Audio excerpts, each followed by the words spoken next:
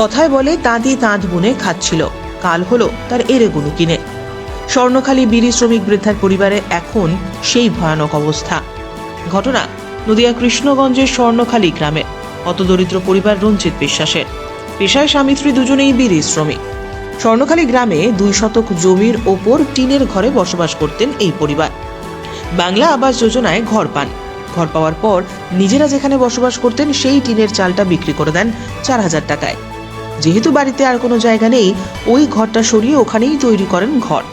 প্রথম কিস্তি 60,000 টাকা পাওয়ার পর বালি পাথর রড কিনে বাড়ি তৈরির কাজ শুরু করেন ওই বৃদ্ধ দম্পতি। গত 31শে ডিসেম্বর কৃষ্ণগঞ্জ বিডিও অফিস থেকে নোটিশ পাঠানো হয়। বাংলার বাড়ি গ্রামীণ প্রকল্পে গৃহ নির্মাণের জন্য ইতিমধ্যেই 60,000 টাকা পেয়েছেন দম্পতি। কিন্তু তদন্ত করে দেখা গিয়েছে তাদের বাড়ি পাকা থাকা সত্ত্বেও তারা এই আবেদন করেছেন।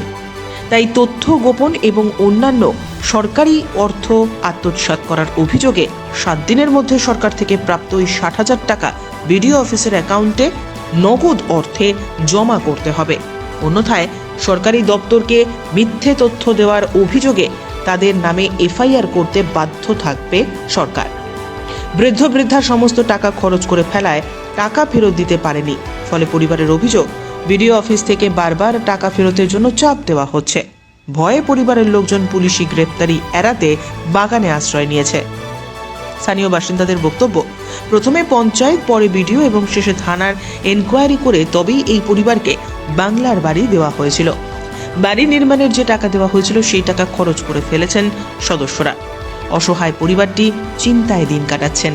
একে তো সংসার চলে না, তার উপরে বিডিওর টাকা ফেরত দেওয়ার নোটিশে ভয়ে এমনকি হতদরিদ্র পরিবারটি আত্মগোপন করে রয়েছে জঙ্গলে, কারণ যে কোনো মুহূর্তে পুলিশ এসে তাদের গ্রেপ্তার করতে পারে। একই প্রবল শীত, তার উপর একটি মাত্র আস্তানা, সেটাও বিক্রি করে ফেলেছিলেন। আবার ঘর করতে গিয়ে সমস্ত টাকা খরচ করে জিনিসপত্র কিনেছেন। যদিও পরিবারের দাবি তারা বিজেপি সমর্থক হওয়ায় তাদের প্রতি এই ধরনের বিরূপ আচরণ। তাদের কোনো পাকা বাড়ি নেই, যেটা আছে সেটা ছেলের বাড়ি, সেটাও দীর্ঘদিনের। তাহলে ঘর দেওয়ার পর কেন কেড়ে নেওয়ার চেষ্টা হবে? তবে কি বিজেপি সমর্থক হওয়ার জন্যই এই আচরণ? প্রতিবেশী মধুবালা বিশ্বাস অসহায় পরিবারের পাশেই দাঁড়িয়েছেন। প্রতিবেশী শ্রীকান্ত সরকার বলেন, এদের মতো দরিদ্র মানুষ এলাকায় নেই, তবুও ঘর পাওয়া থেকে বঞ্চিত। এ ব্যাপারে কৃষ্ণগঞ্জ পঞ্চায়েত সমিতির সভাপতি কাকলি দাসকে জিজ্ঞাসা করা হলে তিনি কোনো মন্তব্য করতে চাননি। পাশাপাশি কৃষ্ণগঞ্জের বিডিও সৌগত সাহাকে জিজ্ঞাসা করলে তিনি ক্যামেরার সামনে কিছু বলতে রাজি হননি। আমি তো বিড়ি বেঁধে খাই, তাই এবার সরকার টাকা দিয়েছে, এইবার সেই টাকা তুলে আমি ঘর শুরু করেছি। আমার টেনে ঘর একটা ছিল, সেটা বিক্রি করে দিয়েছি 4000 টাকায়। তাই এবার শুরু করে দেওয়ার পরে বিদ্যুৎ থেকে এসে আমার ঘরটা বন্ধ করে দিয়ে গেছে। কি কারণে বন্ধ করলো?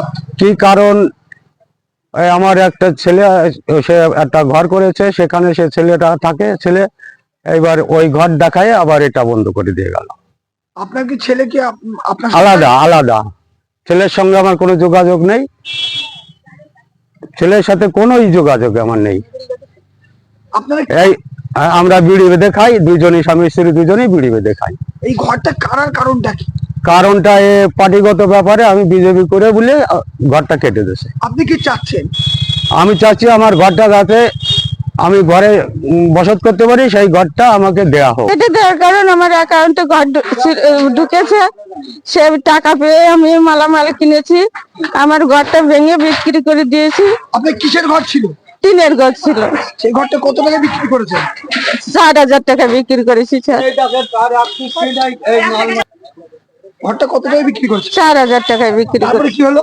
তারপরে এই ভিডিও থেকে লোক এসে বললো, তোমার ঘর আছে, ঘর হবে না।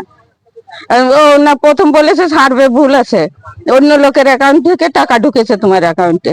তা আমি বললাম যে তাই কি করে হয়, আমার সেই ইসের থেকে আজ 9 বছর 10 বছর ধরে আমার সার্ভে হচ্ছে, 5-6 বার সার্ভে হয়ে গেছে, আমার অ্যাকাউন্টে কি করে টাকা ঢুকবে?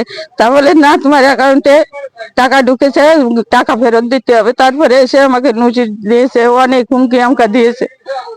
হুমকি কে দিয়েছে? হুমকি দিয়েছে ভিডিও থেকে গাজল বাবু এসে। না, বলছি আপনার কি অরিজিনাল পাকা বাড়ি আছে? না, আমার পাকা বাড়ি নেই, ছেলের আছে। আর সেই জন্য কি বাদ দিচ্ছে? হ্যাঁ সেই জন্য বাদ আপনারা দিচ্ছে। কি করেন এমনি? আমরা বিড়িবাদী। বিড়িতে কাজ করেন? হ্যাঁ বিড়ি বেঁধে খাই। তাহলে আপনাদের এখন মাথা গুঁজে ঠাঁই নেই? না আমার কোনো মাথা গুজার ঠাই নেই। আমার যদি এখনই ঘরের থেকে আমার ছেলে এসে বের করে দেয়, আমার উঠোনে বেরিয়ে যেতে হবে। ওনার ঘরটা ওনাকে অতিরিক্ত হুমকি আমকা দিচ্ছে ঘরটা কাটার জন্য। বিডোর থেকে এসে, পঞ্চায়েতের থেকে এসে বলছে কি, স্যার বলছে ওনার সাইডে ওনার ছেলে একটা ঘর করেছিল, সেই ঘরটা নাকি ওনার, সেইভাবে আদেও ওনার না ঘর। উনি একটা টিনের ভাঙাচোরা ঘরে থাকতো, বৃষ্টি হলে জল পড়ে। এবার তো সারা জীবন বিড়ি বেঁধে খাই স্যার, ভীষণ অসহায় ব্যক্তি। এবার তা আমাদের এরকম হুমকি দিচ্ছে, ওনারা এত অসুস্থ হয়ে পড়েছে, এখন কথা বলার ক্ষমতা হারিয়ে ফেলছে। তাহলে এই যে এই জিনিসটা কেন উঠছে স্যার? আর উনি কি বিজেপি করে বলে তার জন্য, টিএমসি করে না তার জন্য ওনার ঘরটা কাটা হচ্ছে? আমরা এটাই জানতে চাই স্যার। আর তারপরে আমরা চাইছি ওনার ঘরটা হোক, উনি ঘরটা পাক, কারণ উনি উপযুক্ত ঘর পাক স্যার, পরিষ্কার কথা।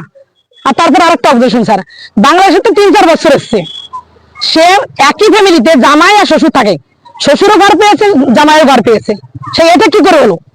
আর আমরা চির বাসিন্দারা এখানের সারা জীবনের, মানে আমাদের 71 সালের দলিল দেখাতে পারবো আমরা। এত আমার ঘরটা একদমই পাগল, সবাই জানে দেবব্রত নাম, আমার নাম মধুমালা বিশ্বাস। এবার স্যার আমি একটা টিনের ঘরে থাকি, আমার ঘরটাও কেটে দিয়েছে স্যার, আমার ঘরটাও দেয়নি। তাহলে এগুলো কেন হচ্ছে স্যার? আমরা হচ্ছে কি এই ভদ্রলোক আর এই ভদ্রলোকের বউ, ইনার দুজনের স্বামী স্ত্রী বিড়ি বেঁধে খায়, বিড়ি বেঁধে খায়। এবারে ইনার 5-7 বার ইনকোয়ারি হয়েছে। ইনকোয়ারির পরে ওনার ঘরের লিস্টে নাম চলে এসছে, অ্যাকাউন্টে টাকাও ঢুকেছে, 60,000 টাকা ঢুকেছে। ঢোকার পরে এবারে ভদ্রলোক দেখলো যে আমার এই টিনের ঘরে এইটুক জায়গা আমি কোথায় রাখবো।